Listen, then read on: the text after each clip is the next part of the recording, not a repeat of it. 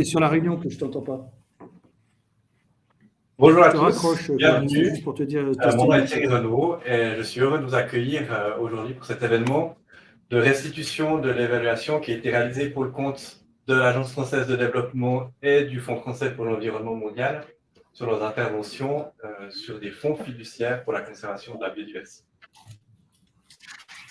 J'ai eu l'honneur d'être le président du groupe de référence de cette évaluation en tant que représentant de la Fondation MAVA et de manière plus large représentant des autres donneurs qui sont intéressés à cette thématique et qui illustrent l'envergure de cette évaluation qui dépasse largement le cadre de l'AFD et du FFF. Les fonds fiduciaires de la conservation ne sont pas nouveaux, mais ils sont assez uniques par leur envergure, essentiellement par l'envergure des financements, la taille des financements qu'ils mobilisent, et puis par leur vision à long terme pour la conservation de la biodiversité. Et donc, ils utilisent une place assez unique dans la galaxie de tous les mécanismes de financement qu'on a à disposition pour la conservation, le financement de la conservation de la nature. L'AFD et le FFM soutiennent des fonds fiduciaires de conservation depuis plus de 15 ans, avec différents modèles, que ce soit par les contributions en capital, mais aussi des soutiens spécifiques à des projets, ou même des appuis non financiers, que ce soit par des appuis techniques directs, par l'implication dans des conseils d'administration. Donc il y a une expertise et un historique extrêmement précieux au sein de l'AFD et du FFM sur lequel c'est vraiment utile d'arriver à réfléchir, à tirer des leçons et puis à capitaliser. Comme je le disais, l'envergure de cette évaluation est intéressante pour une grande diversité de partenaires qui s'illustrent dans l'audience. On est ici près de 300 personnes, aussi bien à Abidjan, à Tunis, à Madagascar qu'à Bruxelles, Londres ou Paris. Donc une grande diversité de géographique, mais aussi de profils. Aujourd'hui, nous aurons l'occasion de discuter et d'échanger avec différents intervenants. Madame Nathalie Delmac, la directrice du département évaluation et apprentissage à l'Agence française de développement. David de Montbrisson, Béatrice de Habreux et Benjamin Landreau, qui sont avec le cabinet BRLI, qui ont été en charge de la réalisation de cette évaluation. Et également Constance Corbier-Barthaud, chargée de projet biodiversité au Fonds français pour l'environnement mondial, et Guillaume Chiron, directeur du département agriculture, développement rural et biodiversité à l'AFD.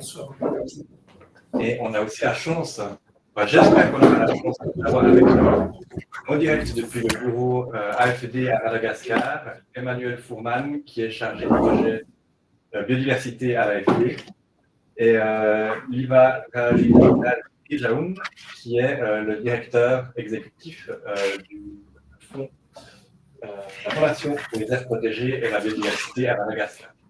On est en train de finaliser la connexion et on espère que ça va marcher pour qu'on puisse discuter ici avec vous. Merci à tous d'être présents aujourd'hui. Je vois le nombre de participants qui augmente, ce qui est très bon signe. Je vais vous préciser que la conférence d'aujourd'hui est enregistrée, que vous recevrez dans quelques jours les informations pour pouvoir la visionner une nouvelle fois. Et en termes de logistique, on est ici pour 1h30 ensemble à peu près, avec une première partie de 45 minutes de restitution d'évaluation et de réaction de la part de l'AFD et du FFM. Et puis une deuxième partie de 45 minutes qui sera interaction avec les autres partenaires, avec les intervenants ici et à Madagascar, qui permettront de creuser dans certains sujets qui vous intéresseraient. Cette discussion sera basée sur vos questions, les questions de l'audience. Et donc, vous avez à la droite de votre écran le chat qui est déjà, je vois, beaucoup utilisé, pas encore pour vos questions, mais pour d'autres actions. Mais n'hésitez pas, au fil des présentations, au fil de l'eau, de poser vos questions là-dedans. Elles seront consolidées. Et puis, on pourra y répondre avec les intervenants d'ici la fin de la réunion. J'ajoute deux liens vous seront partagés dans le chat. Le lien pour le document, la synthèse de l'évaluation, et puis un lien vers le petit livre d'investissement pour la nature qui a été publié il y a une année et qui fait un peu le panorama des solutions qui existent pour le financement de la nature et qui avait été publié en version française avec le soutien de l'Agence française du développement. Sans plus tarder, je vais passer la parole à Nathalie de Delmat pour présenter le contexte dans lequel se déroule cette évaluation. Merci et merci à tous les participants de cette conférence en quête d'évaluation. Donc c'est un format 100% distanciel et donc avec une petite frustration de ne pas vous avoir avec nous aujourd'hui, mais qui nous permet aussi de diffuser beaucoup plus largement finalement les résultats de nos évaluations. Et ça, c'est un objectif que l'on suit vraiment, enfin, on essaie de pousser au maximum. Donc merci à vous tous de votre présence.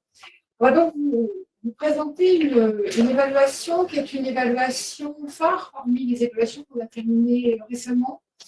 Et pourquoi phare? Parce que c'est une évaluation qui a vocation à nourrir le débat international sur la protection de la biodiversité et elle a déjà commencé, même avant sa finalisation, finalement, elle a été présentée au Congrès de l'UNESCO en juillet dernier.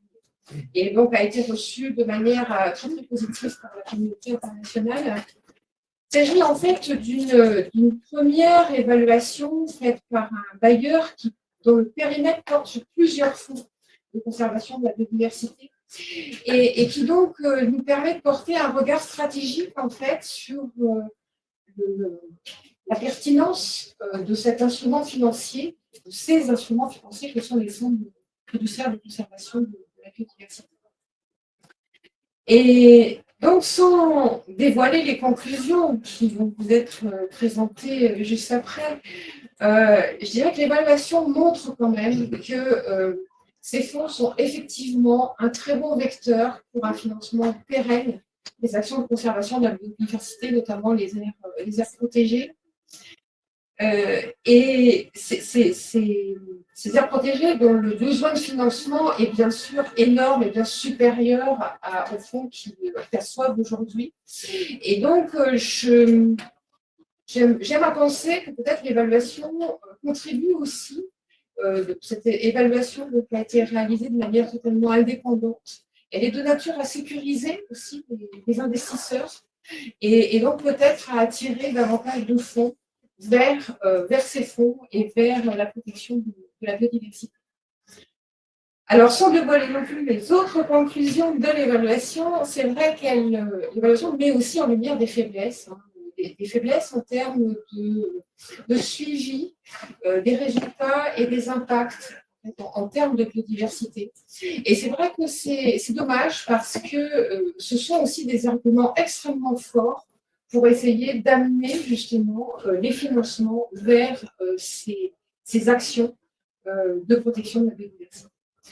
Alors, ce sont des aspects sur lesquels nous devons tous progresser. Hein. L'évaluation le montre pour les fonds et pour les aires protégées notamment, mais à l'AFD aussi. Hein. On doit progresser là-dessus lorsque on développe en direct des projets. On vit dans un monde qui est de plus en plus sensible à la traçabilité de financement. On a une demande de redevabilité accrue qui nous est adressée. Nous, on le ressent au quotidien au département de l'évaluation. Et donc, c'est ce qui nous pousse aussi à revoir notre politique d'évaluation en ce moment même pour essayer qu'elle soit plus pertinente et qu'elle puisse répondre à ces enjeux qui nous sont finalement adressés. Et je terminerai en remerciant et les consultants et l'équipe à l'AFD qui a piloté, suivi cette évaluation dans un moment particulièrement difficile de crise sanitaire internationale. Et vous n'avez rien lâché et pour avoir un produit de qualité. Merci. Merci beaucoup. J'espère que vous êtes bien installés confortablement. On va passer directement aux résultats de l'évaluation. N'oubliez pas que sur la droite de votre écran, vous pouvez poser vos questions. Il y a aussi un système, si j'ai bien compris, de vote où vous pouvez, si vous identifiez une question qui correspond à celle que vous auriez voulu poser, mettre un +1 et du coup, ça fait remonter les questions et on voit lesquelles sont les plus importantes pour l'audience. Donc, n'hésitez pas à être actif sur ce volet de droite. Sans plus tarder, je passe la parole au cabinet BRI. Bonjour. Alors, j'attends la présentation. Déjà pour dire merci aussi, effectivement, de notre part à l'AFD et au FEFEM pour tous les échanges qu'on a pu avoir et le président aussi du groupe de référence, tous les membres du groupe de référence. Vraiment merci pour votre soutien et puis les interactions qu'on a pu avoir. Donc, cette étude, elle a été réalisée juste en analysant depuis 2005 jusqu'en 2019. Donc, ça date un peu par rapport à aujourd'hui. On peut passer à la slide suivante. Et donc, on va commencer par une petite définition, s'il vous plaît, la slide suivante. Pour ceux qui ne savent pas, les fonds fiduciaires, c'est des institutions financières qui sont autonomes. L'objectif, c'est d'un financement additionnel et pérenne au bénéfice des aires protégées. Et ils mobilisent différents mécanismes, dont la capitalisation des fonds de dotation, dont le rendement permet d'investir à long terme et de soutenir les aires protégées et le réseau des aires protégées. La diapo suivante. Donc, au niveau de la méthode, il y a une double approche. Tout d'abord, d'évaluer, de comparer 8 fonds fiduciaires. Donc, c'est un petit échantillon, mais qui est assez diversifié, qui est sur plusieurs zones géographiques et qui a permis d'appuyer à environ 90 aires protégées.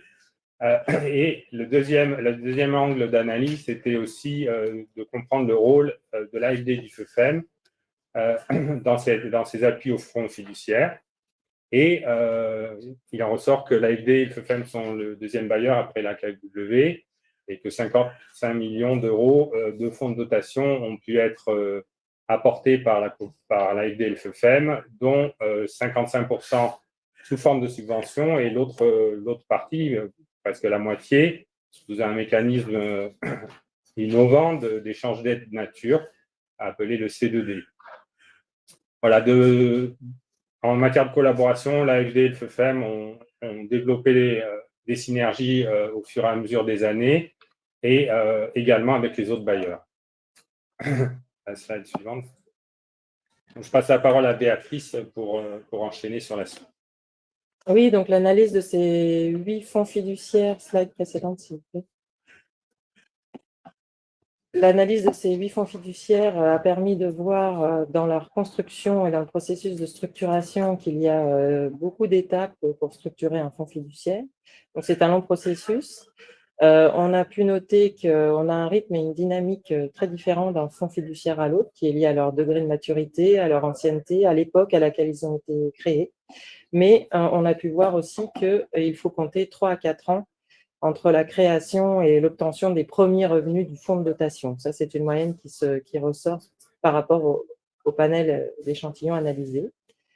On a pu voir donc tout au long du processus de création et de structuration de ces 8 fonds fiduciaires que l'AFD et le FEFEM apparaissaient à différentes étapes, à différents stades du développement des fonds, y compris pendant la période de genèse, c'est-à-dire précédant la création et la officielle, je dirais, de la fondation elle-même. Notamment à travers le financement de projets, parfois pilotes, ou des appuis initiaux au fonds de dotation, mais également par des soutiens non financiers. Les bailleurs étaient présents également en appui à l'innovation, au plaidoyer ou sur la gouvernance, à la création d'outils, à l'appui de création ou de documents constitutifs des fondations et des fonds, au renforcement des capacités également. Donc, une approche, une intervention à la fois qualitative et quantitative tout au long du processus.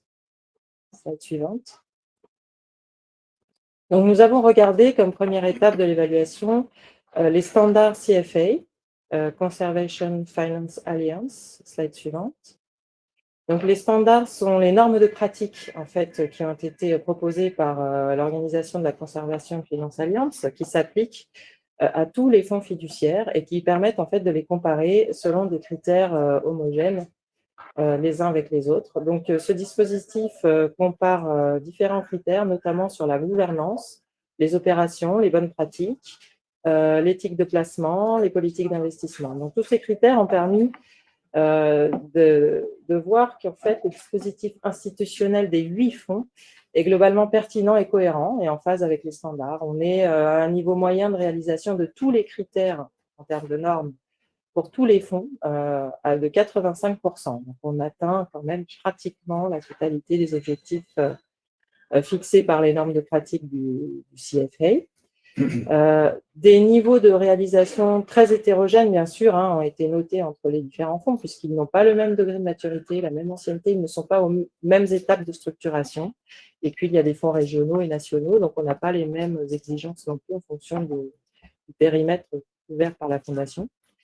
Mais des efforts restent à faire qui expliquent qu'on n'est pas encore tout à fait au maximum des points sur ces critères. C'est notamment au niveau de la mobilisation des ressources et au niveau de la gouvernance, où on sait qu'on peut encore améliorer les résultats et les objectifs, mais aussi reconsolider les normes elles-mêmes. La slide suivante, s'il vous plaît. Donc, cette partie maintenant va concerner l'analyse des différents aspects financiers à travers cet échantillon de 8 fonds fiduciaires. Donc, nous avons analysé les niveaux de capitalisation des fonds fiduciaires. Nous avons également regardé les rendements financiers et les diverses politiques de placement en termes d'éthique financière notamment. Nous avons également analysé les différentes subventions qui ont été accordées par les 8 fonds. Donc, le niveau de capitalisation, comme vous pouvez le voir, donc à fin 2019, puisque c'est l'année jusqu'à laquelle la période couverte par l'étude est atteint. On peut dire que globalement, le niveau de capitalisation ont été atteints par rapport aux objectifs pour l'ensemble des fonds. Bien sûr, vous voyez des degrés d'atteinte d'objectifs différents en fonction de la maturité et de l'ancienneté du fonds. Donc, c'est en progression. Les capitaux, donc là, on voit bien la progression au niveau des fonds de dotation, des 8 fonds qui progressent de manière positive tout au long de la période étudiée. Slide suivante, s'il vous plaît.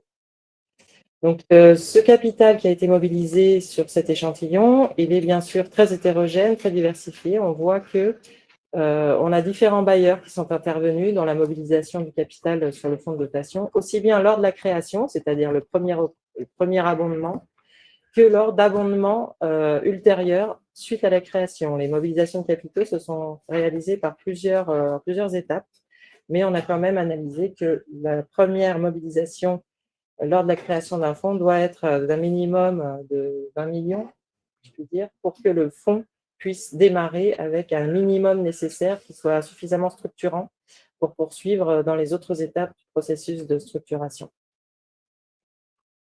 Et je passe la parole à mon collègue Benjamin Landreau pour la suite de l'analyse financière. Merci, merci Béatrice. Bonjour à tous.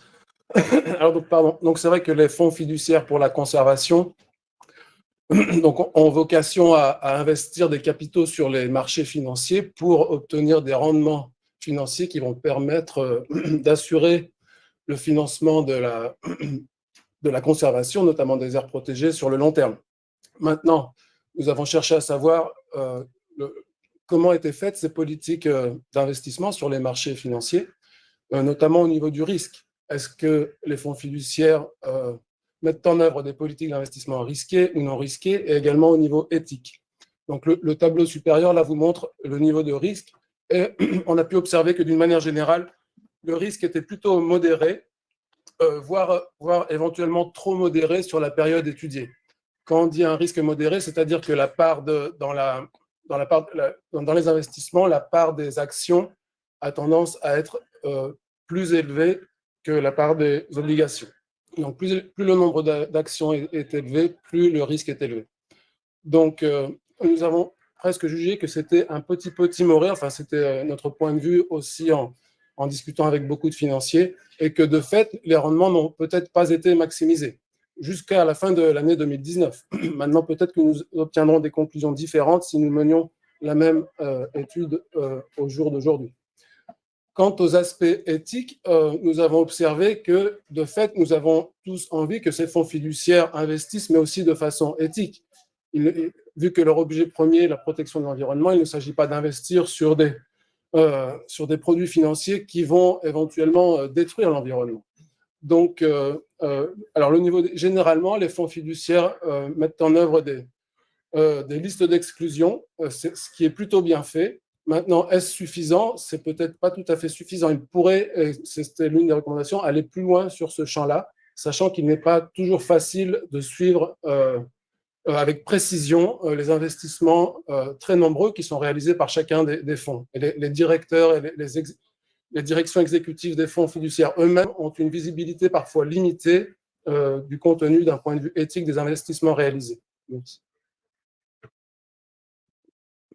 Alors, bien entendu, les rendements financiers ont également été analysés, notamment en comparaison des moyennes. Donc, chaque année, le CFA produit un document qui s'appelle le CTIS, Conservation Trust Fund Investment Survey, qui donne la moyenne des rendements financiers obtenus par le réseau mondial des fonds fiduciaires. Donc, dans l'ensemble, on a observé que les fonds au sujet de l'échantillon étaient légèrement supérieurs finalement aux rendements globaux, ce qui est plutôt bon signe. Donc, bravo pour ce point. Et donc, alors c'est vrai que j'arrive pas à lire, je suis désolé, j'ai pas mes lunettes, mais les rendements moyens sont au-delà des espérances affichées, sachant que dans le tableau de gauche, vous voyez, c'est 4%, entre 2,5 et 4% d'objectifs, et d'une manière générale, ces objectifs-là sont atteints. Donc, d'un point de vue financier, oui, c'est un réel succès qui permet d'assurer le financement sur le long terme de la biodiversité. Encore faut-il savoir, on peut passer à la suivante, encore faut-il savoir de quel montant on dispose exactement. Donc, alors, les fonds fiduciaires dépensent en moyenne, donc sur le graphique de gauche, tout dépend parce que les fonds fiduciaires en création, ils sont déjà bien établis, mais environ 3 millions, entre 1 et 3 millions d'euros par an au bénéfice de la biodiversité. Alors, ce qui est déjà un montant substantiel dans bien des géographies, néanmoins un montant qui n'est pas toujours suffisant. Sur le tableau ou le graphique de droite, on voit l'origine, quand est-ce que ces fonds proviennent des fonds de dotation ou éventuellement d'autres sources. Donc, la part des fonds de dotation, on voit que ça s'élève par exemple à 2 millions par an pour la FPRCI en 2019. Ce qui, de même, c'est un montant substantiel. On peut passer à la slide suivante, s'il vous plaît. Donc, c'est vrai que c'était là l'une des conclusions importantes de l'étude. Nous avons remarqué que certains fonds fiduciaires financent exclusivement la biodiversité par leurs fonds de dotation. C'est donc tout ce qui est en bleu sur le graphique.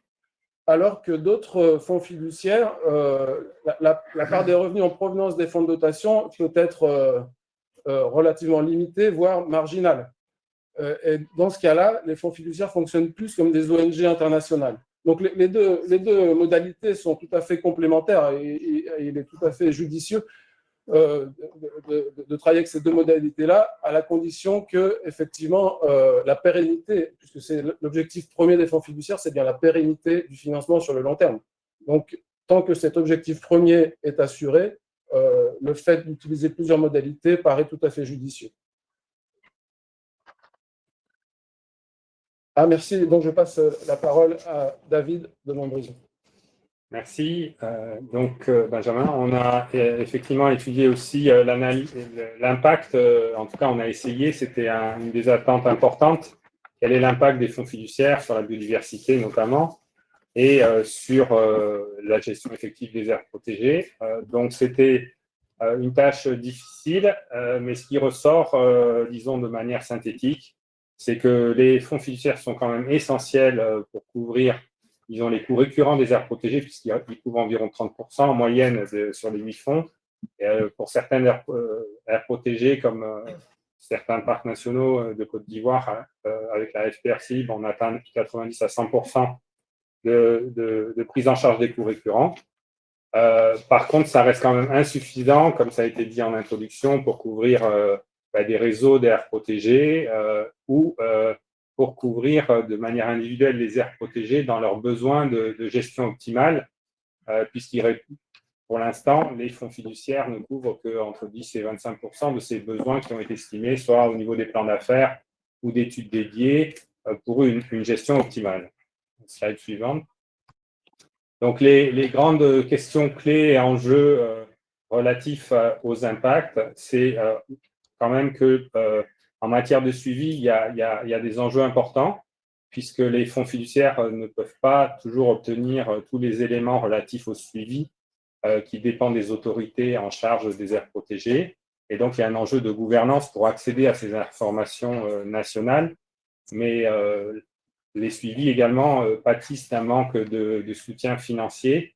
Et il y a un enjeu pour les fonds fiduciaires, mais aussi pour les bailleurs surtout, d'apporter un appui accentué sur le financement du suivi des aires protégées afin de mieux appréhender et pouvoir suivre les impacts.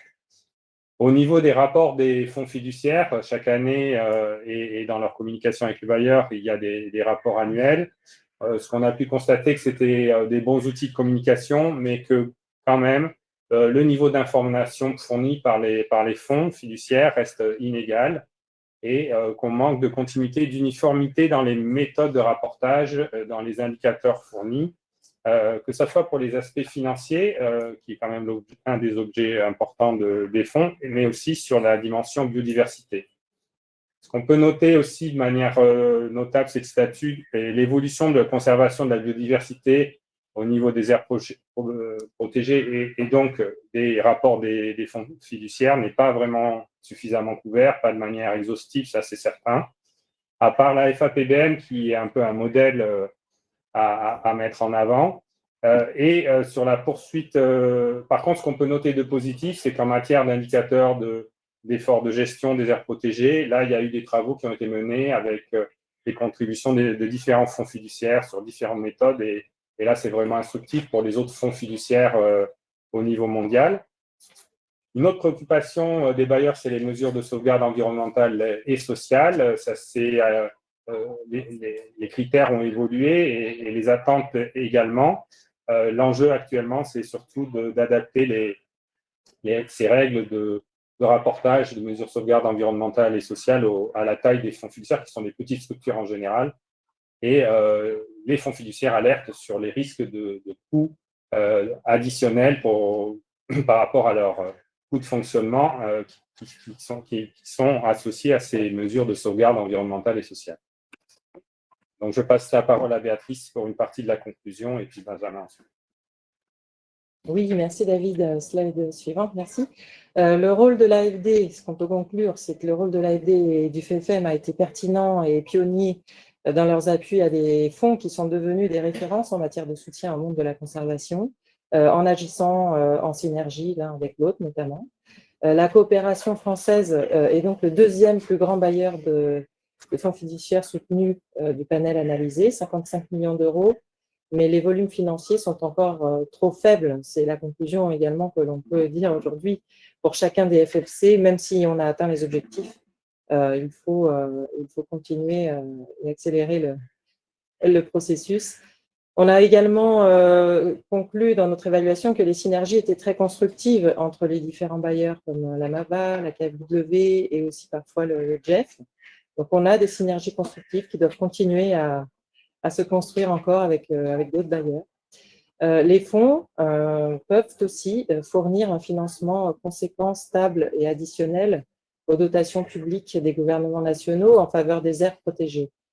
C'est vraiment la conclusion principale, c'est qu'on a vraiment la pérennisation du financement de la conservation qui est représenté par les fonds, mais que ce n'est pas suffisant. Il faut additionner avec les fonds projets.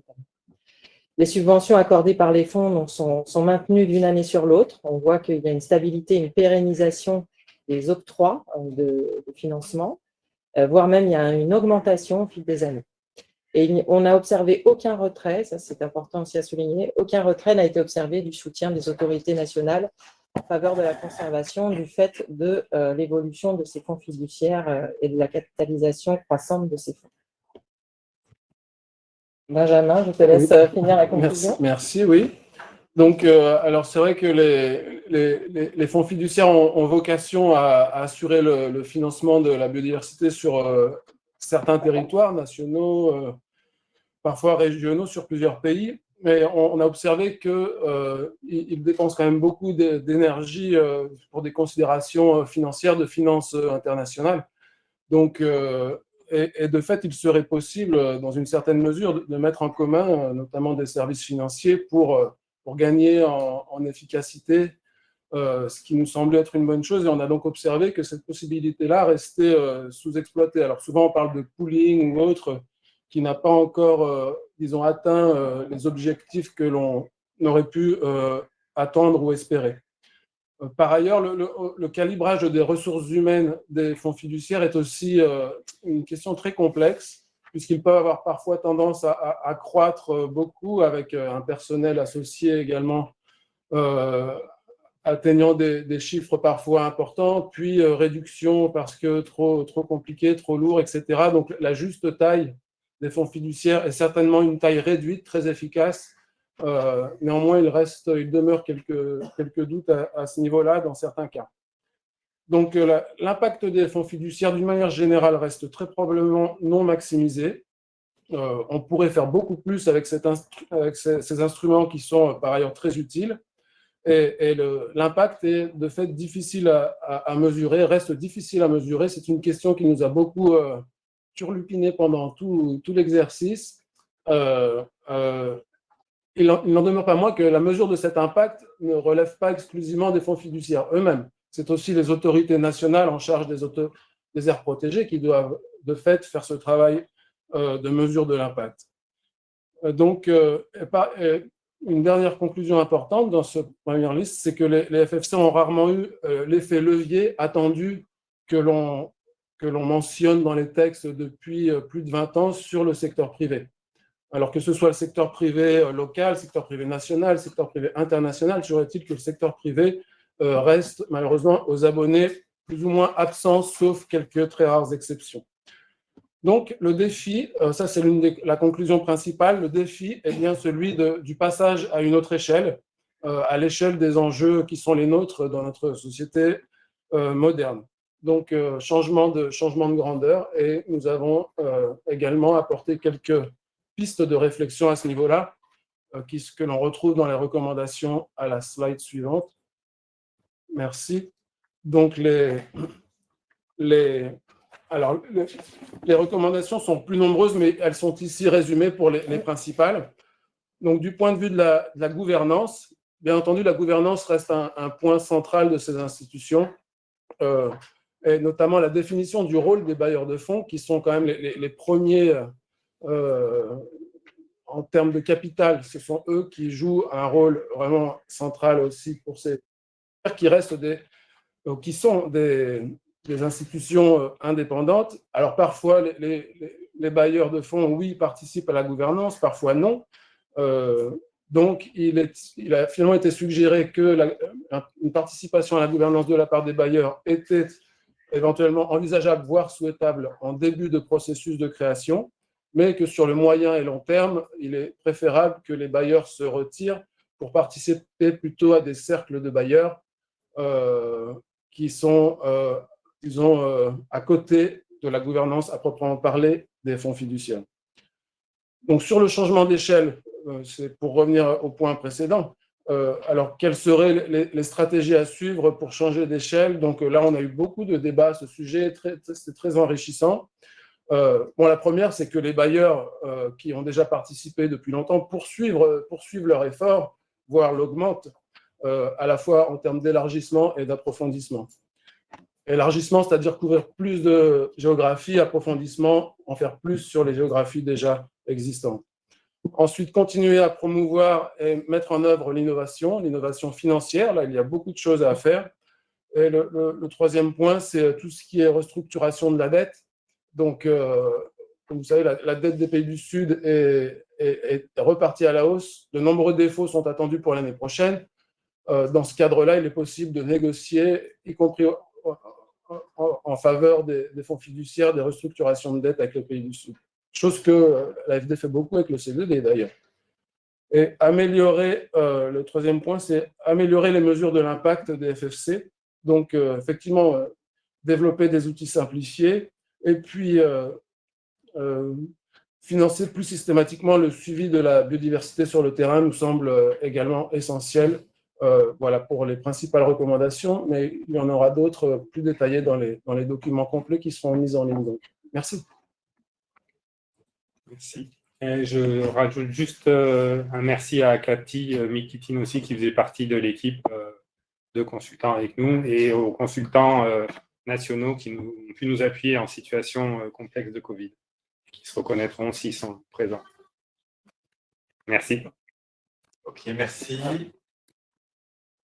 Merci à toute l'équipe pour comme l'avait relevé Nathalie Vedenmatt, une évaluation dans un contexte qu'on n'avait pas imaginé au démarrage, avec le Covid qui a perturbé les déplacements et toutes les interactions, mais qui a pu être mené à bien avec acharnement et donner des bons résultats. Merci pour ça. Je vais passer la parole directement à Guillaume Chiron pour nous dire les premières choses qu'on tire à l'AFD. Merci beaucoup. Bonjour à tous. Oui, peut-être juste de rappeler un petit peu le contexte international dans lequel on se situe en matière de biodiversité, avec, comme vous le savez, une année 2020 qui était considérée comme une année clé et pour les raisons de Covid qui a été les principaux événements ont dû être reportés sur les années suivantes, mais un certain nombre d'événements qui se sont déjà déroulés, avec évidemment le PS biodiversité, le congrès de Nice en 2021 et puis la COP 15 de la Convention pour la diversité biologique qui est attendue cette année avec des ambitions fortes à la fois en termes de préservation de 30% de la planète, donc à la fois sur la partie terrestre et marine, et puis des engagements aussi qui peuvent être abondés pour le financement de la biodiversité dans son ensemble.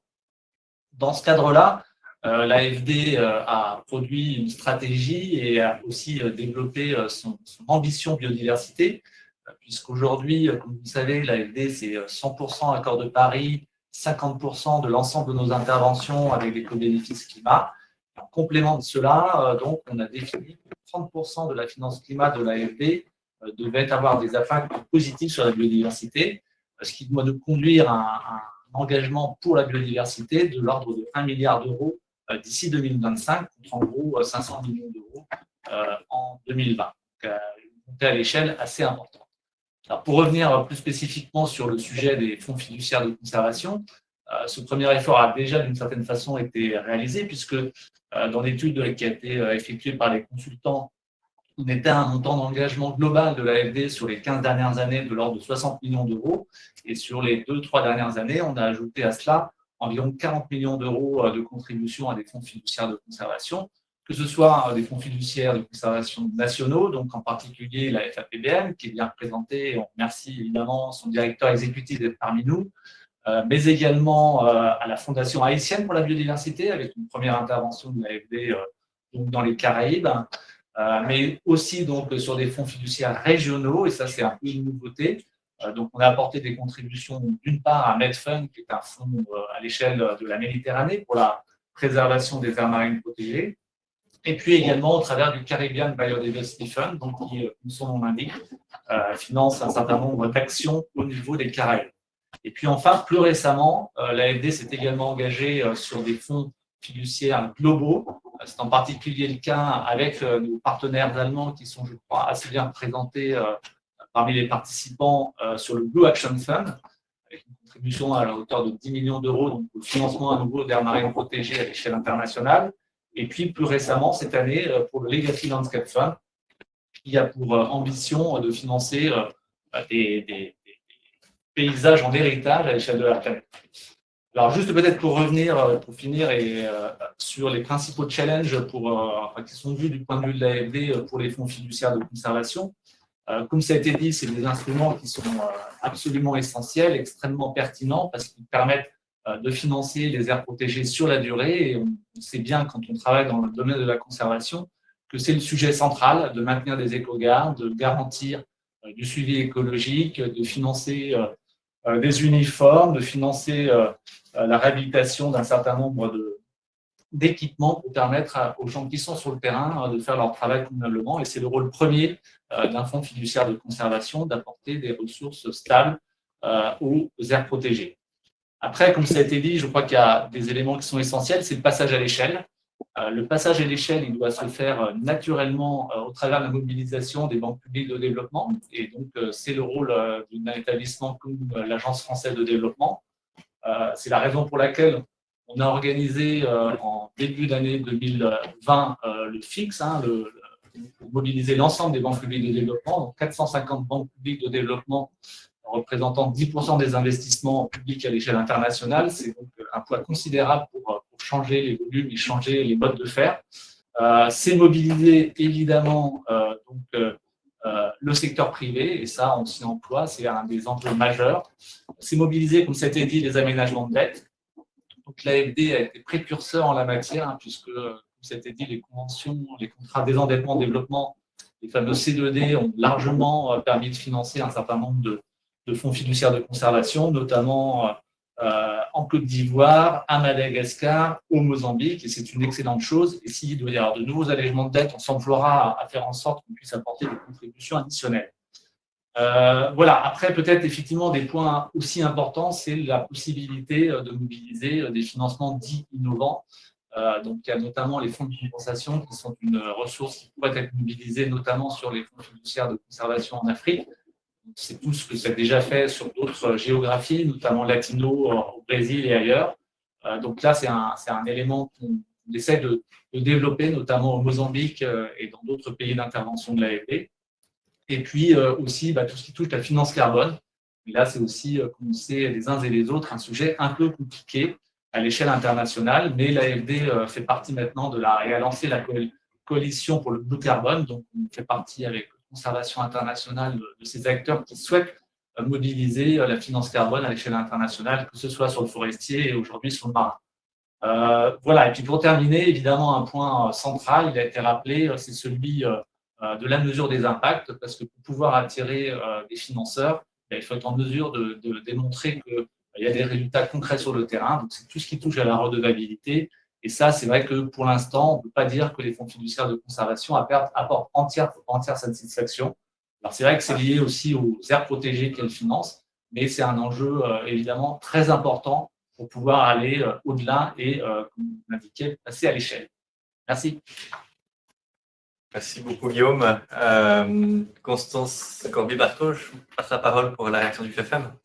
Merci beaucoup. Donc, au-delà des remerciements à l'équipe de consultants, que ce soit ceux qui sont ici ou ceux effectivement qui ont contribué depuis leurs différents pays, je voudrais adresser aussi mes remerciements aux partenaires qui sont les équipes de fonds fiduciaires, que ce soit à Madagascar, on est content de les avoir en face de nous, en Mauritanie, en Guinée-Bissau, ou un petit peu partout en Afrique ou en Amérique latine, sans qui, derrière ces instruments financiers, il y a vraiment des gens et des équipes qui font tourner la machine. Et je voudrais vraiment remercier vivement toutes ces petites équipes, elles sont en général petites, qui font tourner ces mécanismes financiers, parce que sinon, le FFM ne serait pas à sa place là-dedans, puisque nous, on est quand même connus pour encourager les approches partenariales et il n'y a pas, à mon avis, de plus complexe et de plus talentueuse approche partenariale que quand on travaille avec les équipes des fonds fiduciaires pour la conservation. Donc, merci à ceux qui sont là, j'en reconnais quelques-uns.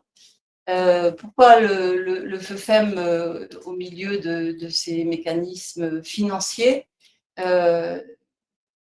le FFM, donc au-delà de son approche partenariale, a pour mandat d'être ce qu'on appelle un révélateur d'innovation, en tout cas un dénicheur d'innovation. Et dès le début, en fait, on a un petit peu senti que l'appui aux fonds fiduciaires en tant que finance innovante de la conservation pouvait être intéressante, en complément bien sûr de l'approche projet.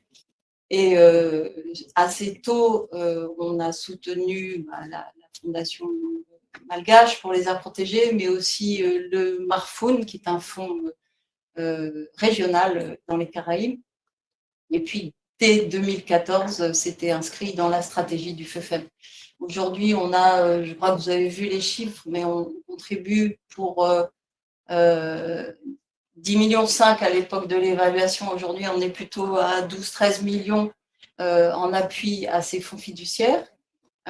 L'idée, au-delà de ces appuis, c'est cocher aussi une autre case très importante pour le FFM, qui est de promouvoir et de diffuser les solutions et mettre l'accent sur le partage des connaissances à travers, par exemple, les enseignements tirés de cette grosse méta-évaluation, mais aussi les échanges entre pairs et tout ce qui est approche capitalisation d'expérience.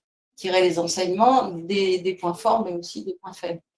Je voudrais juste revenir sur 2 recommandations que j'ai entendues à travers cette évaluation qui interpellent particulièrement le Français pour l'environnement mondial.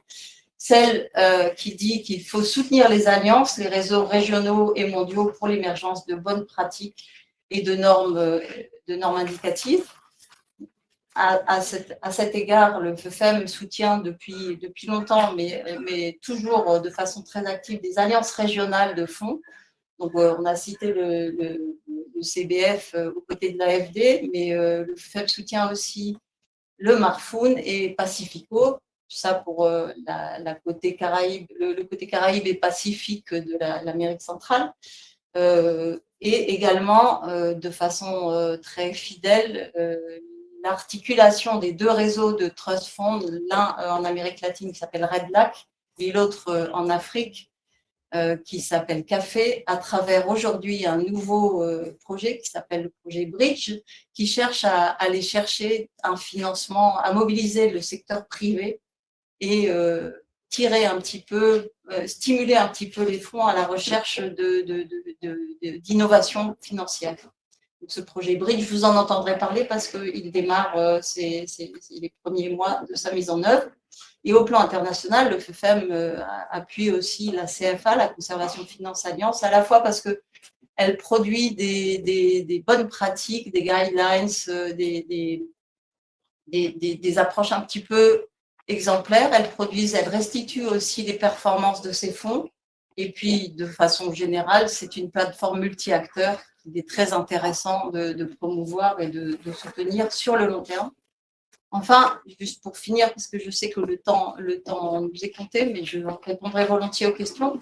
Sur cette question d'impact sur la conservation et de la recommandation qu'on a entendue à plusieurs reprises d'améliorer la mesure d'impact, je soulignerai quand même qu'au-delà du nombre d'aires protégées ou d'hectares mis en protection, ou au-delà du nombre d'aires protégées ou d'aires marines protégées que ces fonds ont permis de réaliser, ça serait intéressant aussi d'avoir un impact sur les co-bénéfices en termes de climat, de suivre un petit peu les impacts atténuation, adaptation par rapport aux changements globaux, et puis d'avoir 1 ou 2 indicateurs socio-économiques, puisque l'enjeu, c'est évidemment d'encourager le développement de façon à le concilier avec les enjeux de conservation.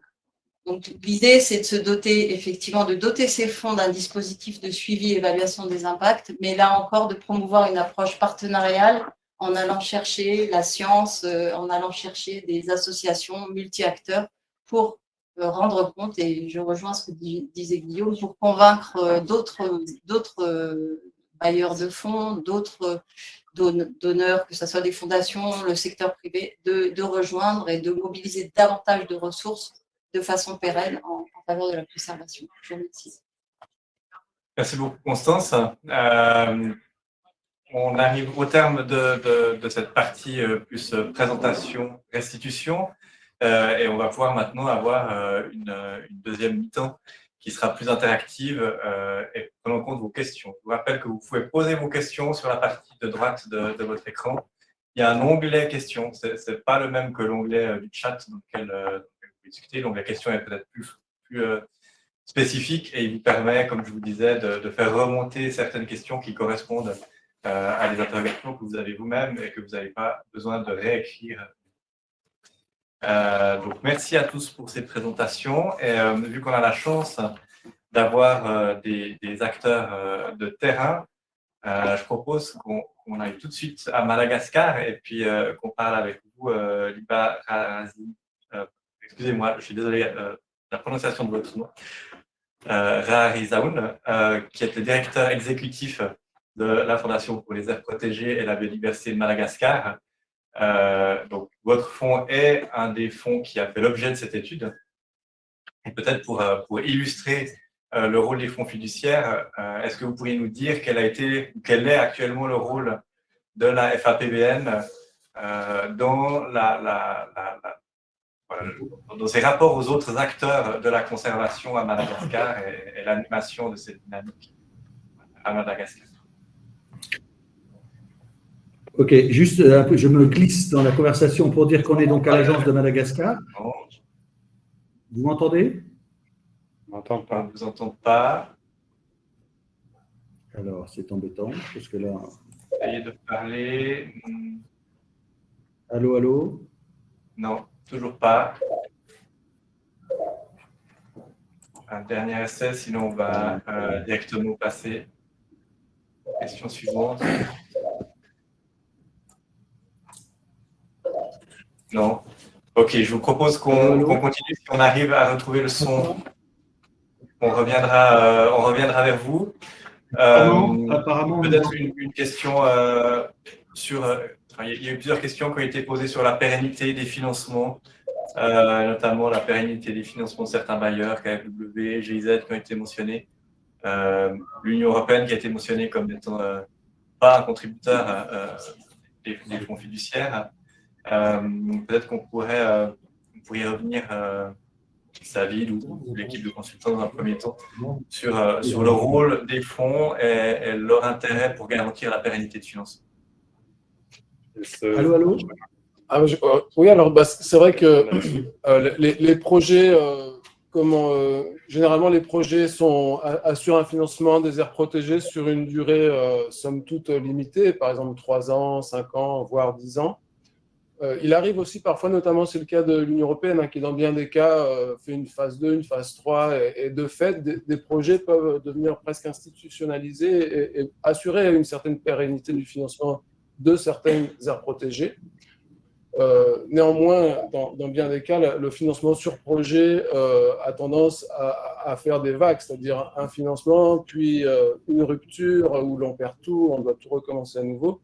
Chose que l'on essaye de résoudre, au moins en partie, avec un financement au moins minimum pérenne sur le long terme grâce aux fonds fiduciaires. Donc c'était tout l'objet d'une étude d'ailleurs qui était sortie, réalisée par Bastel il y a peut-être 8 ans environ, et qui faisait l'analyse comparative des financements sur projet et financements sur fonds fiduciaires avec des avantages et des inconvénients dans les deux cas.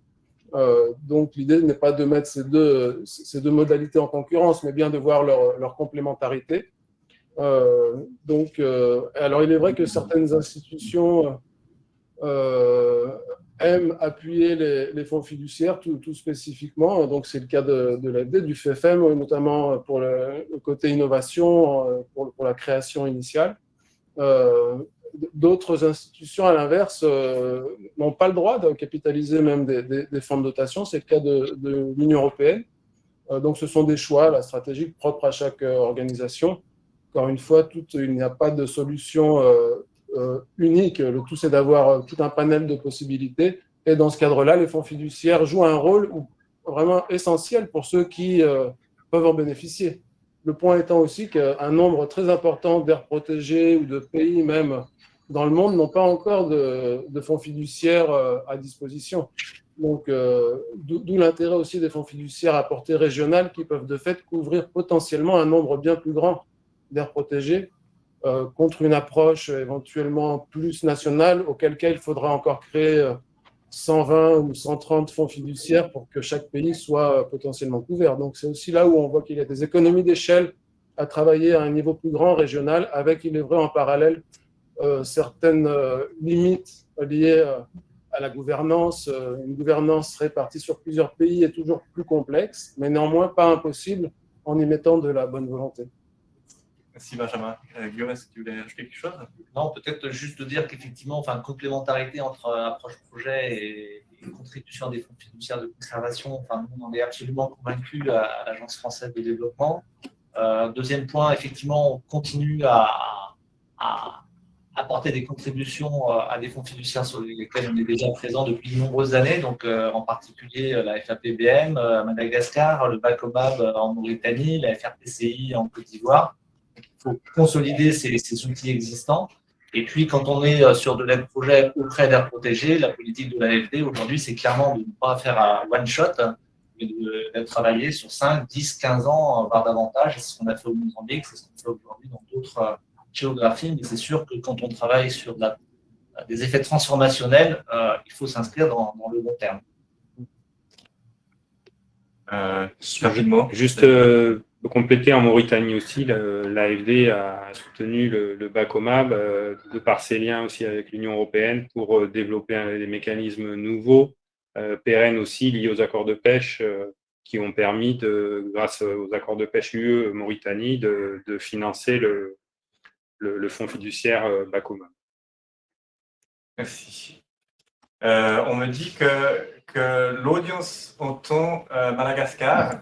Donc, je vous propose qu'on revienne auprès de vous, Yva, et que vous puissiez illustrer le rôle des fonds fiduciaires.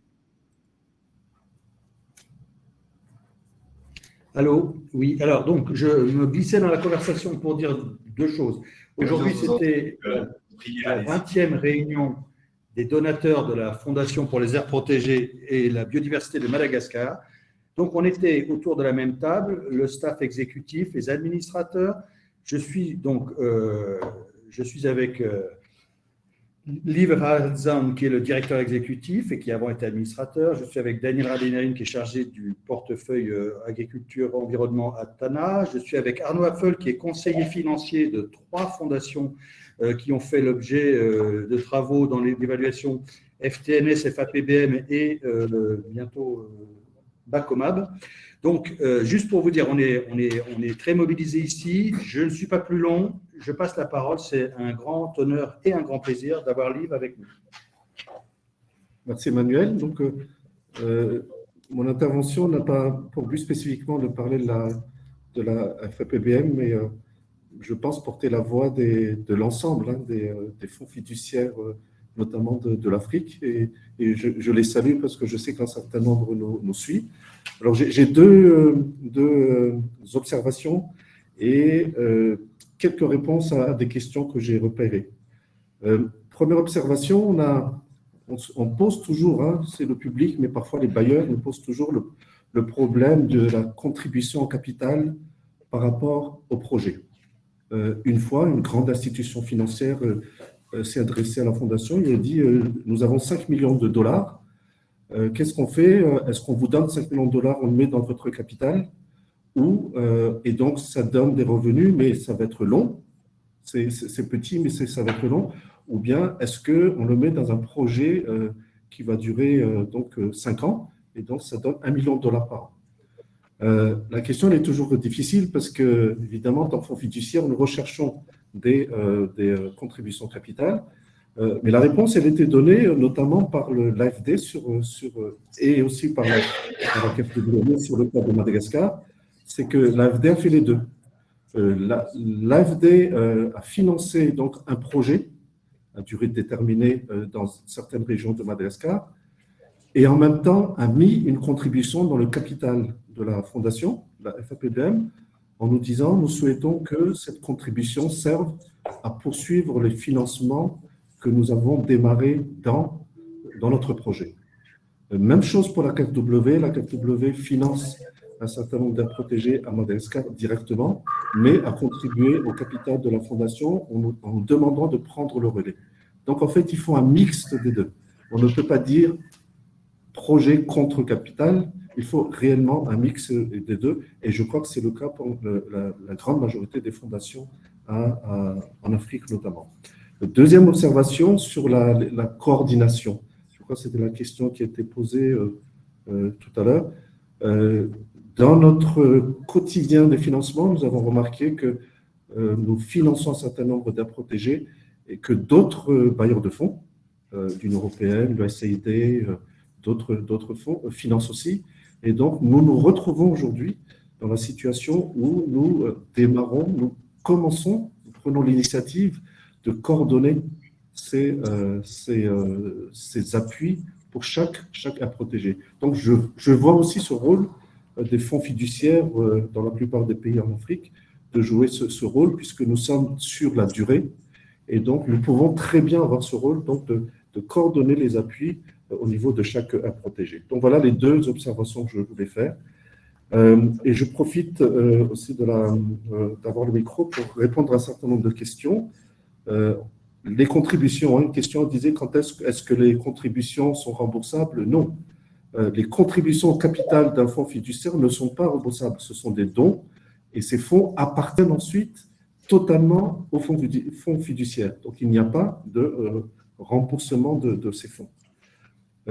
Une autre question sur le caractère éthique des placements. Donc un participant s'est posé la question de l'origine des revenus que nous avons. Et je crois être le porte-parole des fonds fiduciaires en général pour dire que nous avons vraiment une politique très stricte en ce qui concerne les placements.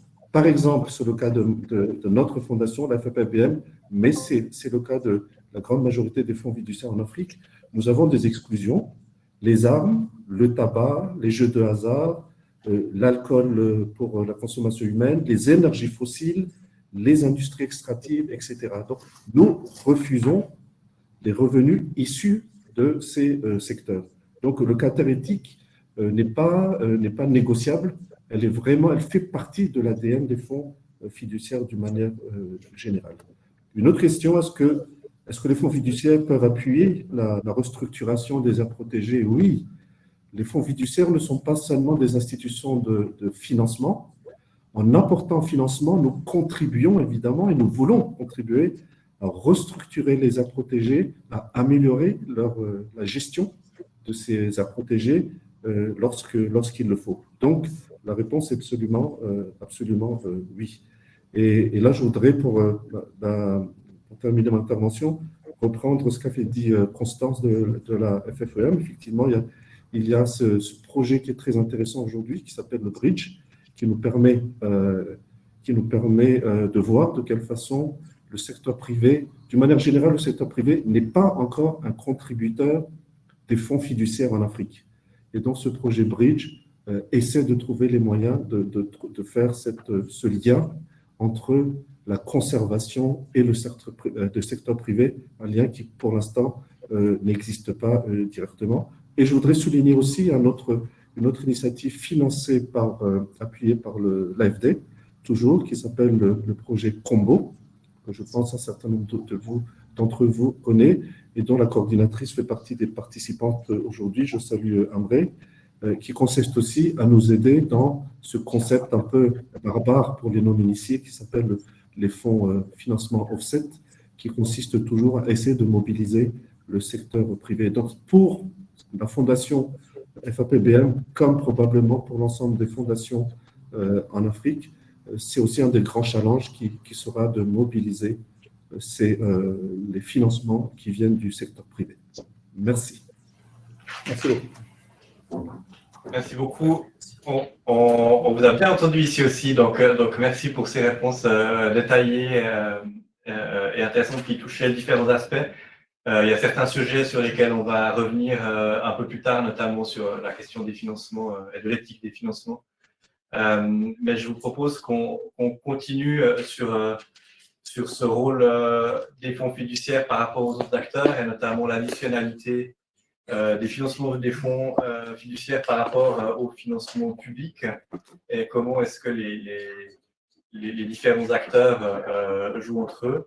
Je ne sais pas, BRL, si vous voulez commencer à dire quelque chose là-dessus.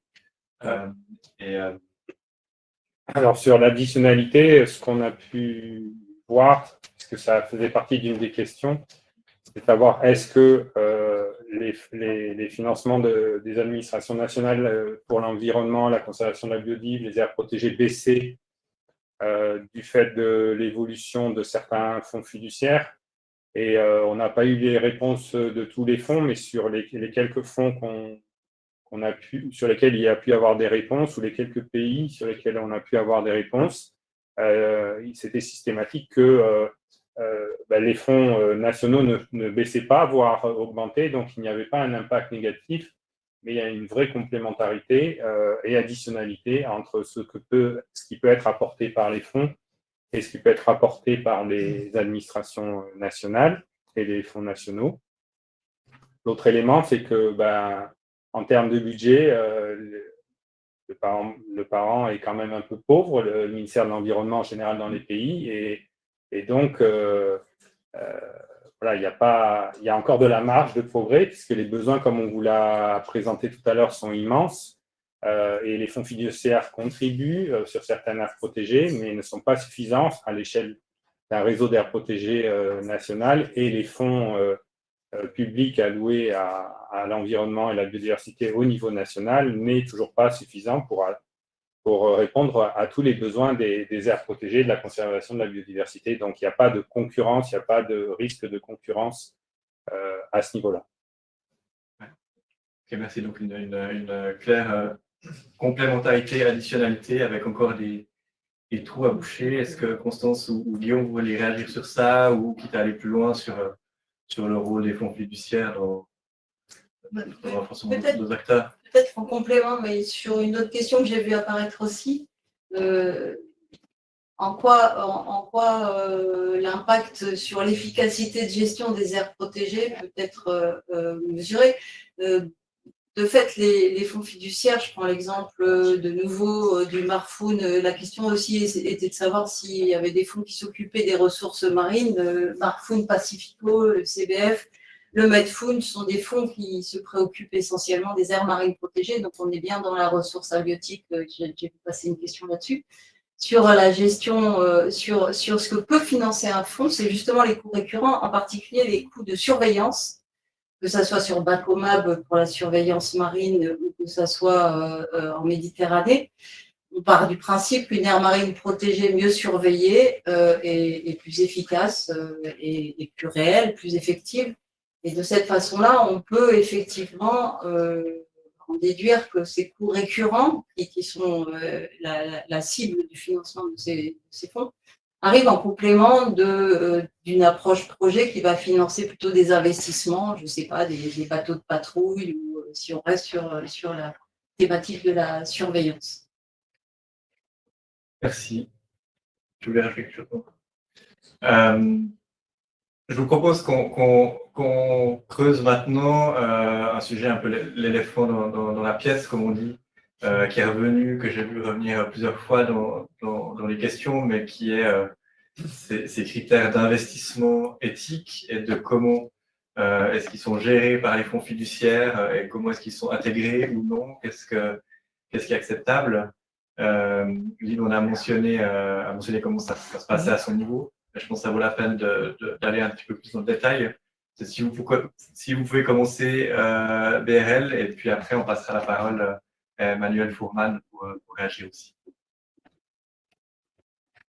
Merci. Oui, alors c'est vrai que c'est une bonne question. Alors, comme l'a très justement mentionné Liva tout à l'heure, il y a toutes ces listes d'exclusion qui sont la pratique la plus courante. Alors, c'est vrai que dans certains cas, ça peut sembler être relativement facile à mettre en œuvre. Tout dépend du contenu des listes d'exclusion. Il y a aussi les ISR et ESG qui sont maintenant assez souvent utilisés, de plus en plus utilisés.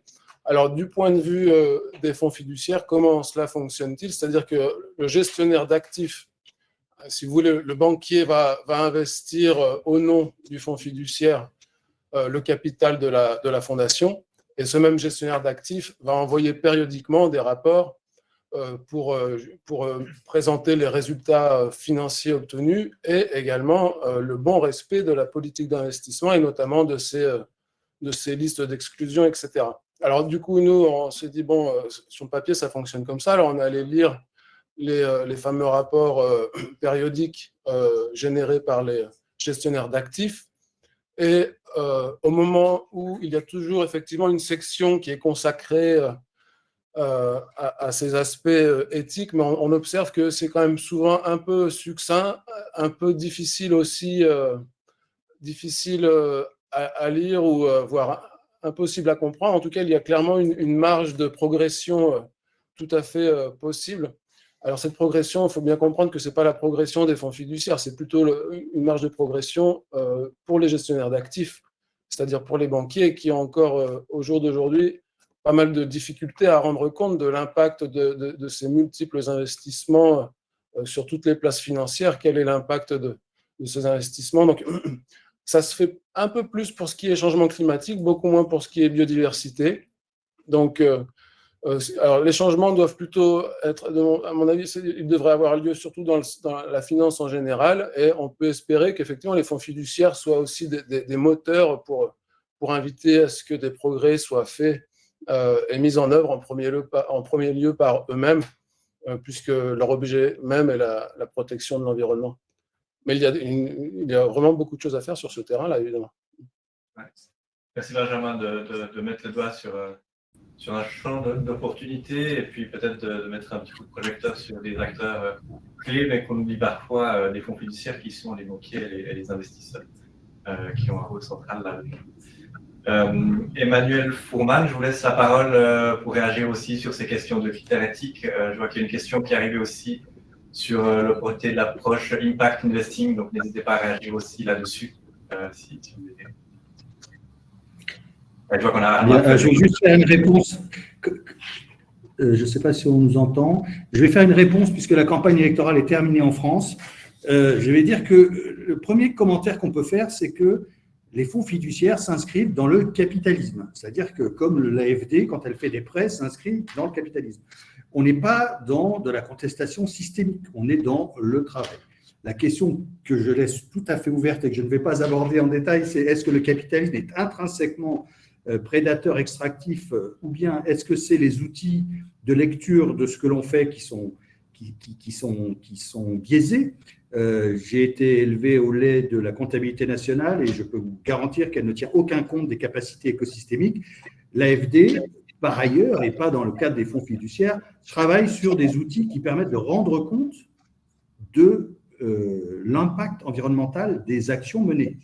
Donc, c'est juste pour dire que, les fonds fiduciaires sont dans le cadre capitaliste. Et voilà. Après, la question, c'est, on est sur des investissements qui ne sont pas exclusivement sur les marchés financiers. On est dans des composantes, on peut investir dans l'immobilier, dans la microfinance, il y a différents produits d'investissement. Tous ne passent pas par le monde, l'intermédiation sur les marchés financiers. Et enfin, il y a sur le marché une forte demande des investisseurs. Guillaume a parlé tout à l'heure du mouvement des banques publiques d'investissement. Il y a un certain nombre d'acteurs qui sont très gourmands de labels pour savoir que tel investissement aurait un moindre impact, un impact maîtrisé, un impact compensé sur l'environnement. Alors oui, on est très gourmand de ça. Alors après, il faut simplement être très lucide. Les meilleurs labels du moment sont toujours imparfaits. Il faut toujours se poser la question de qu'est-ce que c'est est-ce qu'un investissement éthique l'est vraiment et jusqu'à quel point. Le deuxième, c'est quand une entité a une activité, des choses qu'on peut discuter et qu'on peut contester, c'est qu'on a tendance à montrer les belles choses qu'on fait et à cacher un peu les choses qui sont moins belles. Il y a un proverbe malgache qui dit les fous des autres, on s'en moque, et ses propres fous, on les cache. Et c'est un peu ça, c'est-à-dire qu'on essaye de faire mieux, on n'est pas sûr d'avoir les instruments complètement fiables, donc il faut juste agir en modestie, en lucidité et avec exigence. Donc, Liv a donné une série d'approches, bon, c'est pas moi qui l'ai dit, il a expliqué comment ça se faisait. J'aimerais qu'on se tourne vers Arnaud, qui est le conseiller financier, donc qui est un spécialiste des marchés financiers et des investissements de long terme. Qu'est-ce qu'on peut attendre de cet accroissement d'éthique? Qu'est-ce qui le limite? Qu'est-ce qui le permet? Merci Emmanuel. Alors, juste un petit truc en termes, il y a une certaine confusion. Donc, on parle en fait plus d'investissement éthique. Depuis un certain temps, on parle d'investissement responsable ou d'ISR. Il y a toute une taxonomie qui a été faite par diverses instances, forums, y compris l'Union européenne.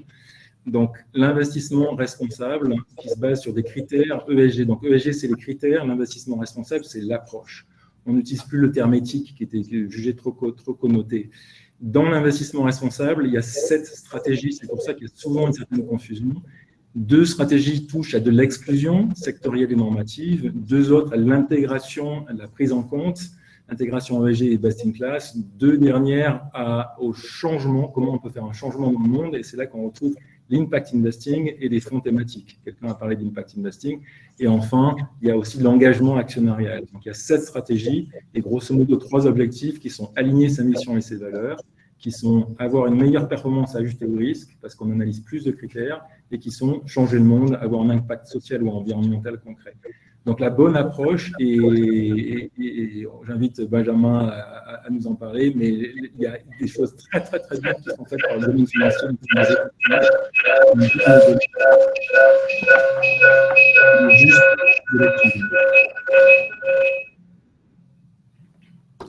Qui vont bien au-delà de juste de l'exclusion. En l'occurrence, on peut aller très très en détail, on peut avoir des empreintes carbone, on peut avoir de la diversité, on peut avoir beaucoup de choses là aujourd'hui, mais il faut creuser, il ne faut pas se fier au label, il ne faut pas se fier au nom, il faut vraiment creuser, mais on trouve de très très belles choses dans le domaine financier sur tout ce qui touche à l'investissement responsable. Mais il y a du greenwashing, donc il faut creuser. Et je terminerai en disant qu'il y a du greenwashing et il y a des premières enquêtes policières pour... il y a eu, je crois que c'est la Deutsche Bank qui a été raidée, qui a fait l'objet d'une investigation récente pour labellisation, on va dire, abusive. Enfin, je ne voudrais pas interférer dans le dossier, mais une labellisation jugée outrancière ou abusive sur le caractère responsable des produits qu'elle offrait. Donc, c'est juste pour dire, on fait ce qu'on peut, on fait au rythme où les marchés eux-mêmes font mieux. On se dote d'outils qui ne sont pas spécialement financiers en parallèle d'une approche financière. Et on espère bien qu'au global, l'empreinte des fonds fiduciaires elle est positive sur l'environnement. Merci beaucoup. Merci pour cette intervention qui met du pragmatisme dans cette approche sur les types d'investissement, mais qui met aussi le doigt sur toutes les opportunités qui existent et que les investisseurs qui travaillent avec les fonds fiduciaires pourront saisir de manière assez claire. Je vous propose qu'on rebondisse sur ces différents acteurs qui interviennent ou non auprès de fonds fiduciaires de conservation. Quelqu'un dans les questions a mentionné l'Union européenne, principal bailleur public pour la conservation de la nature, mais qui n'est pas directement engagé dans la capitalisation de fonds fiduciaires. D'autres personnes ont mentionné le secteur privé et comment est-ce qu'on arrive à encourager le secteur privé ou à créer des liens entre le secteur privé et les fonds fiduciaires, des aspects qui ont été brièvement mentionnés par Liv et par Constance, mais sur lesquels on peut certainement rebondir. Donc peut-être une première réaction globale de la part de vous, BRLI, et puis après on pourra rebondir sur les intervenants. Donc, je veux bien y aller. Alors, c'est vrai que sur l'Union européenne, on a déjà plus ou moins répondu. Alors, c'est vrai qu'ils font plein de... Enfin, ils financent, c'est un bailleur essentiel pour la conservation sur la planète entière. Et de fait, ils ne capitalisent pas des fonds fiduciaires, ce qui ne les empêche pas de soutenir la démarche d'une manière générale, sans pour autant aller jusqu'à la capitalisation. Maintenant, c'est vrai qu'on a observé pour les 8 fonds fiduciaires que nous avons sur lesquels portait l'évaluation, une non-participation du secteur privé, ou alors minimale. Il y a quand même une exception dans le cas de la FTNS avec un brasseur allemand. Mais disons que le secteur privé mériterait, et c'est vrai que c'est tout l'objet du projet Bridge qui a initié récemment, financé par le FEFEM, mériterait d'être plus largement invité à participer avec l'appui éventuel des fonds fiduciaires pour la conservation. Alors, c'est vrai que quand on dit secteur privé, souvent, les gens voient une grande nébuleuse comme ça, assez diffuse, alors qu'il est très important de bien distinguer plusieurs strates de secteur privé.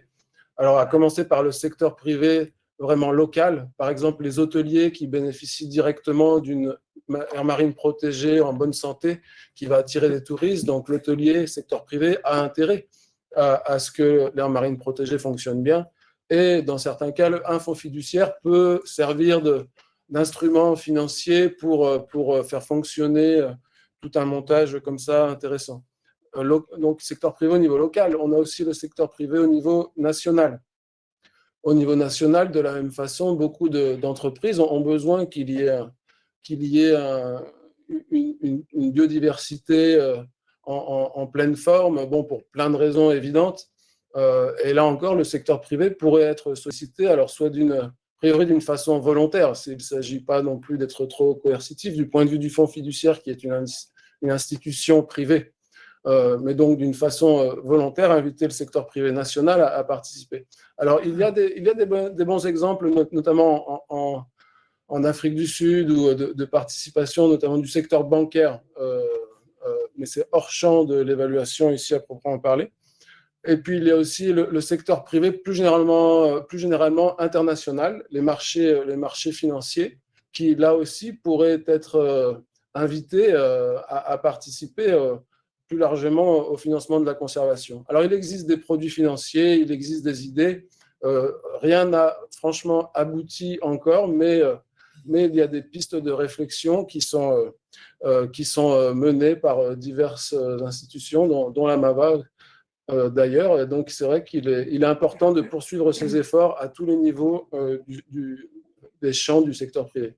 Si je peux compléter également sur certains exemples de connexion, je dirais, d'entreprises privées, préservation de la biodiversité. On a un exemple de projet comme le projet Combo de compensation de la biodiversité par notamment les industriels, peut-être des extracteurs qui génèrent un impact sur les écosystèmes par des systèmes de compensation. Donc ça, c'est notamment, Constance en parlera même mieux que moi, le projet FFM. On a aussi un autre exemple au Cameroun, par exemple, à travers on a un exemple au Cameroun également. On essaye, nous, au niveau BRLI, notamment, de travailler avec les entreprises, les barragistes, producteurs d'hydroélectricité, pour intégrer ces acteurs à échelle de bassin versant dans la participation à la conservation, ou en tout cas minimum dans la compensation de leur intervention. Donc, on a un exemple, par exemple, avec le barrage qui se situe dans l'aire protégée de Deng Deng, du parc de Deng Deng au Cameroun. L'entreprise de production d'électricité donc bien sûr avec le ministère, a bien voulu soutenir l'aire protégée et participer à travers des droits d'eau. Donc ça, ce sont des montages, des mécanismes qui se font un petit peu de manière isolée, en test, mais qui sont le temps de tentative de connecter des industriels ou des secteurs privés qui utilisent la nature, mais qui ont aussi envie de la préserver, puisque c'est aussi leur intérêt. Et pour finir, à travers notre échantillon, il y a l'exemple au Mozambique avec GoFund qui a exploré des mécanismes liés aux cartes bancaires et donc à de la consommation plus grand public pour alimenter son fonds, tout simplement. Donc, il y a des innovations de par le monde sur la mobilisation du secteur privé, mais qui restent, comme on l'a dit, vraiment trop minimes et exploratoires comparé au potentiel que ça représente. Et puis après, il y a des différences culturelles. Marfund est quand même aussi fortement appuyé par des fonds privés américains, puisque le système de dons aux États-Unis fonctionne un peu différent d'autres pays. Donc, on voit un peu plus de fonds privés dans Marfund. Il y a aussi Emmanuel, juste des aquariums qui contribuent pour un montant très petit par billet vendu. Certains aquariums, dont celui de Bâle, je crois, contribuent au Medfund, donc au fonds fiduciaire pour la Méditerranée. Ça, c'est un taxe permanente sur les visiteurs d'aquariums. C'est une autre façon d'alimenter en fait un fonds qui va veiller à ce que les poissons qu'on voit dans les aquariums soient toujours là. Peut-être juste pour compléter sur cet échange à 5, pour rappeler deux, trois petits points quoi. Sur l'Union européenne, bon, ça a été dit, c'est effectivement des aspects qui sont liés à l'institution de l'Union européenne. Ensuite, il y a quand même un certain nombre d'autres pays qui se mobilisent pour le financement ou des contributions à des fonds fiduciaires de conservation. J'ai parlé de Blue Action Fund. Il y a des nouvelles contributions apportées par la Suède, par la Norvège, NORAD, et par la coopération irlandaise. Donc, c'est quelque chose d'assez nouveau. Et donc, peut-être qu'il faut inviter aussi les fonds fiduciaires de conservation à KMW, qui est évidemment le financeur majeur de ce Blue Action Fund et d'une façon générale des fonds fiduciaires de conservation peuvent s'être rappelés au départ. Et donc là, c'est des nouveaux acteurs qui arrivent dans le champ. Et donc, c'est peut-être aussi des explorations à faire auprès de ces différents pays contributeurs. Après, effectivement, les fondations philanthropiques, et en particulier les fondations philanthropiques US, et là, je pense que clairement, il y a beaucoup de fonds fiduciaires de conservation africains qui n'ont pas suffisamment fait de levée de fonds ou de recherche de levée de fonds au niveau de ces fondations philanthropiques américaines. Et puis enfin, sur le secteur privé, bon, c'est effectivement l'un des objectifs de Congo de mobiliser les fonds de compensation. Alors moi, je suis assez sceptique sur le fait que le secteur privé se mobilise de façon un peu volontaire pour financer la conservation. Je pense qu'il faut de la réglementation, de la législation. Et c'est un petit peu l'objectif de Congo, de faire en sorte que, comme on l'a vu dans d'autres géographies, je parlais du Brésil avec FondBio. FondBio, c'est un fonds fiduciaire de conservation brésilien qui est alimenté par l'État de Rio au titre de la compensation des dégâts causés par les entreprises diverses et variées sur l'État de Rio. Et là, ça fonctionne et c'est des millions de dollars qui sont abondés chaque année pour FondBio. Donc voilà, après, c'est évidemment le rôle et la responsabilité des différents États où on intervient que de mettre en place des législations, des réglementations qui permettent au secteur privé de financer la conservation au travers des fiduciaires de conservation. Merci. Je vois la diversité, le nombre de réactions qui montrent que finalement, il y a énormément de choses qui existent et un rôle clé pour les fonds fiduciaires ou un rôle à trouver pour les fonds fiduciaires de conservation. Je vois que Emmanuel Fourman à Madagascar veut aussi réagir sur cette question, donc je propose qu'on lui passe la parole avant de rapidement, puisqu'on va passer à la conclusion. Oui, je ne voudrais pas être très long, c'est sur le secteur privé. Je pense qu'il faut être extrêmement prudent. Trouver des investisseurs privés qui sont prêts à investir, on trouvera. Ceux qui sont prêts à renoncer au rendement de leur investissement pour financer la nature, on trouvera moins. Donc, le champ du privé, c'est les individus, les personnes, les individus, les fondations charitables, oui, les fondations d'entreprises, oui. On risque aussi de trouver des entreprises qui ont des choses à se faire pardonner, un peu comme il s'est vendu dans le temps des indulgences.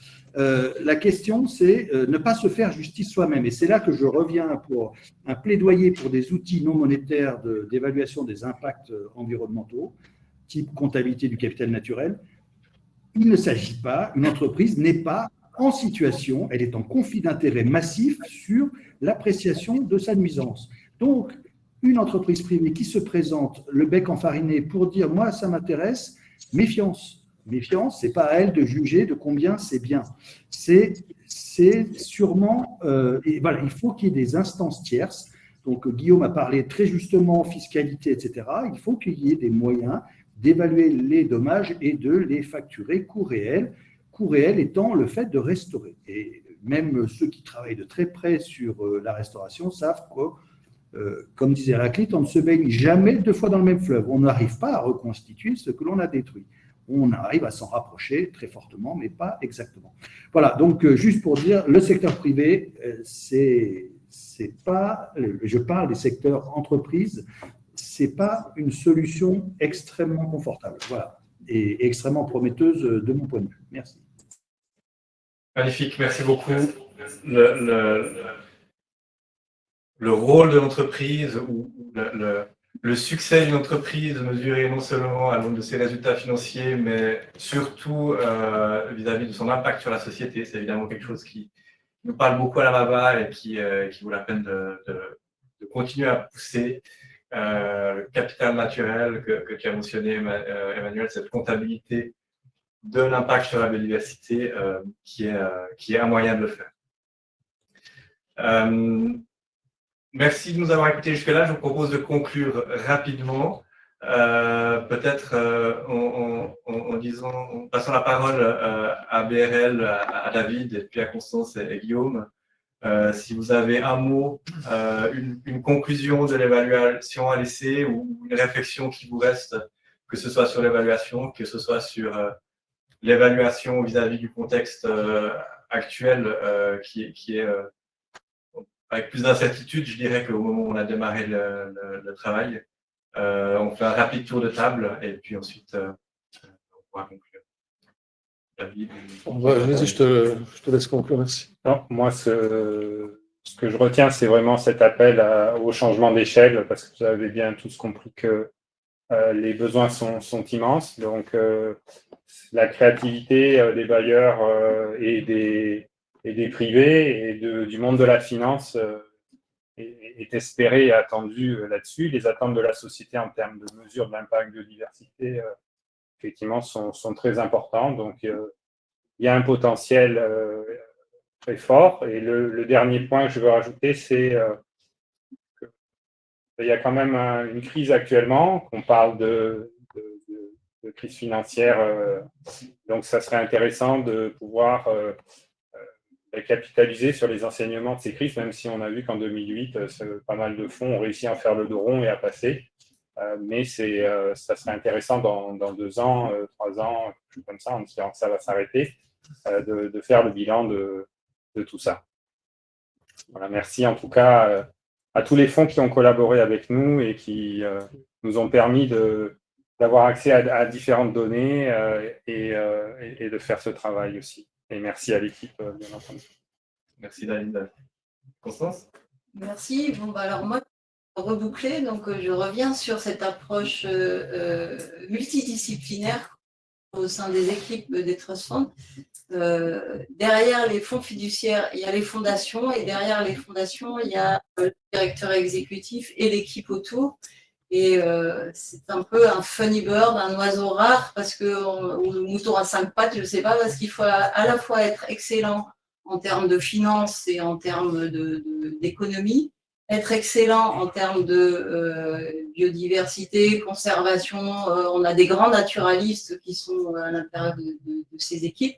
Et puis être excellent aussi dans le lien et le souci du développement local et de l'expression de la société civile autour de tous ces enjeux de conservation. Et je salue vraiment ce lieu, ces équipes qui font que ces trust funds fonctionnent, parce que sans les gens, il n'y aurait rien. Donc, merci. Merci. Eh bien, en quelques mots, je pense qu'effectivement, enfin, nous, on reste évidemment très mobilisés sur le renforcement des fonds fiduciaires de conservation, encore une fois, aux échelles nationales, régionales et globales. Je pense qu'on a évidemment un travail à faire encore plus important sur la redevabilité, ce que vous avez dit tout à l'heure, parce que c'est de cette façon-là que les fonds fiduciaires de conservation gagneront, je dirais, en termes de visibilité, de reconnaissance dans chacun des pays dans lesquels ils interviennent, notamment par rapport aux opinions publiques et aux États. Et ça, c'est évidemment tout à fait essentiel.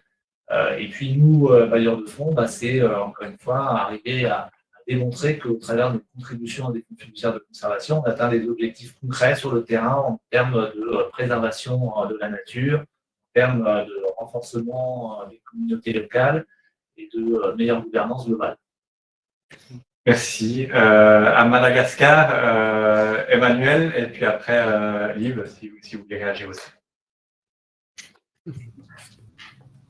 Non, mais merci beaucoup pour avoir organisé cette restitution. On reste, donc les besoins sont immenses. On a un agenda qu'on appelait post-2020, qu'il faut appeler post-2020 plus Covid, qui nous appelle à faire de plus et mieux. L'évaluation a montré que les fonds fiduciaires avaient globalement tenu les promesses. On est loin des rendements qu'on espérait au moment où on a appelé ça des financements innovants au début des années 2000, parce que la crise des subprimes est passée par là et a en gros divisé par moitié le rendement. Le deuxième chose, c'est que il y a un point sur lequel peut-être on n'a pas assez insisté, les fondations fiduciaires dont on parle sont indépendantes des pouvoirs publics. Ça leur donne beaucoup de souplesse, beaucoup d'avantages. Ce sont aussi des institutions qui ne peuvent pas se substituer à l'État, qui naviguent dans des environnements institutionnels avec un cadre réglementaire. Et voilà, il y a des limites à l'exercice de la coordination parce qu'à un moment donné, on a un ministère à côté de soi, on a des grilles d'indicateurs à remplir, etc. Donc, c'est un très bel outil qui a fait tout à fait ses preuves à Madagascar. Et donc, il faut continuer, il faut trouver de la subvention pour aller le mettre sur ses comptes en capital. Il faut ne pas hésiter à faire des projets comme l'a dit Liv. Voilà.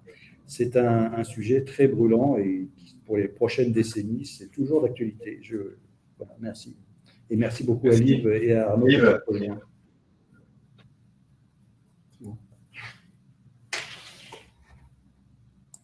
Liv, vous m'entendez? Vous voulez réagir? Oui, merci. Non, je voulais juste me faire peut-être le porte-parole des fonds fiduciaires qui ont été évalués et celles qui n'ont peut-être pas été évaluées, mais qui ont bénéficié des financements de la FFEM et de l'AFD. Hein. En tout cas, cette évaluation, elle a été vraiment extrêmement utile pour nous. Ça a permis de voir quels sont les domaines où pouvons nous améliorer. Donc, je ne peux que me féliciter de l'existence de cette évaluation et nous espérons que d'autres évaluations viendront parce que ça nous sont extrêmement utiles. Voilà. Merci beaucoup. Merci beaucoup. Je pense que c'était un sujet fascinant. On a parlé de biodiversité, d'impact sur la biodiversité, on a parlé de gouvernance, on a parlé de dynamique d'acteurs, on a parlé de critères éthiques d'investissement. Donc vraiment une gamme de sujets finalement extrêmement vaste. Et donc j'ai le plus grand respect pour les gestionnaires de fonds fiduciaires et toutes leurs équipes qui arrivent à faire le grand écart et qui, contrairement, on a parlé des grandes entreprises, mais contrairement au manager d'une grande entreprise qui a l'œil rivé sur son bilan financier en fin d'année, vous avez l'œil rivé sur effectivement un bilan financier, mais aussi l'évolution des marchés, aussi ce qui se passe au sein de vos aires protégées. Est-ce que vos espèces clés sont en déclin ou sont en train de reprendre? Et donc vous avez les yeux partout et donc un boulot parmi les plus complexes qu'on puisse imaginer. Donc bravo à vous, merci de votre implication dans cette évaluation, merci à l'équipe de BRLI, à toutes les équipes AFD, FFM d'avoir réussi à porter ça à bien malgré le contexte difficile. Je vous rappelle que le lien pour la synthèse de l'évaluation est en ligne, peut-être qu'il sera partagé à nouveau dans le chat, comme ça vous l'avez en main, et de toute façon elle sera disponible sur le site de l'AFD. Et puis vous recevrez bientôt aussi le meilleur moyen d'accéder à l'enregistrement de la réunion. Juste après. D'accord, donc vous aurez ça dans quelques minutes. Voilà. Donc merci à la régie, ça a bien marché, même à Madagascar ça a bien marché. Merci à nos intervenants à distance et merci à vous.